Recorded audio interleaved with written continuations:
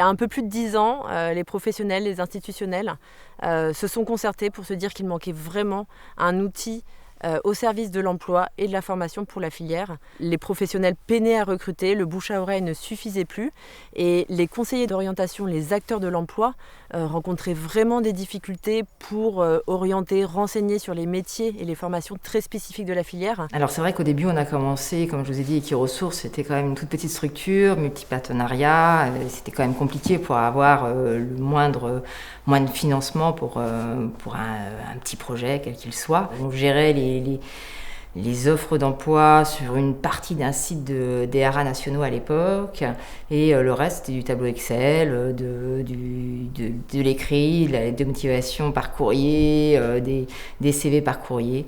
Et puis de plus en plus on a pris la place dans cette filière qui nous a reconnus. Ça fait qu'ils nous ont accompagnés dans le développement du site, dans le développement de nos projets, dans la possibilité de communiquer pour que tout le monde nous connaisse. Equiresources, c'est aussi un service en perpétuelle évolution. On essaye en fait d'innover et de s'adapter aux besoins et aux évolutions de la société et aux besoins des acteurs de la filière.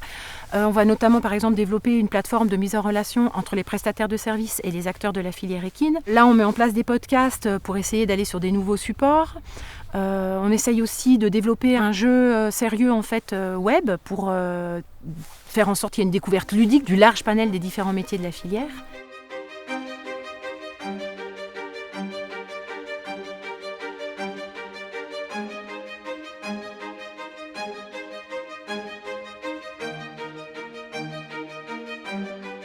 Les profils qui composent l'équipe sont vraiment très diversifiés et pour ça on est très chanceux parce qu'en fait ils représentent un peu toute la variété de notre filière. Donc de leur carrière professionnelle, il y a plein de choses différentes. Céline était dans la com, dans le marketing, Virginie était psychologue du travail. Il y en a qui ont vraiment des profils très filières.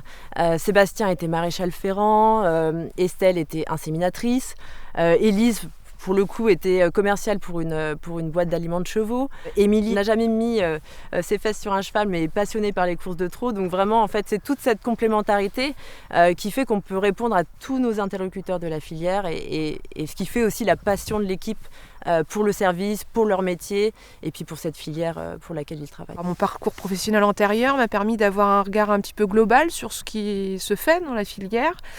Et puis il y a une chose, c'est qu'aujourd'hui j'arrive à répondre aux employeurs en sachant, en ayant vécu un peu le terrain, effectivement je peux adapter mon discours, je sais exactement ce qu'ils peuvent être amenés à chercher. Ce que j'aime moi chez Equiresources, c'est effectivement on vient tous avec des profils très variés, chacun avec nos connaissances, nos expériences.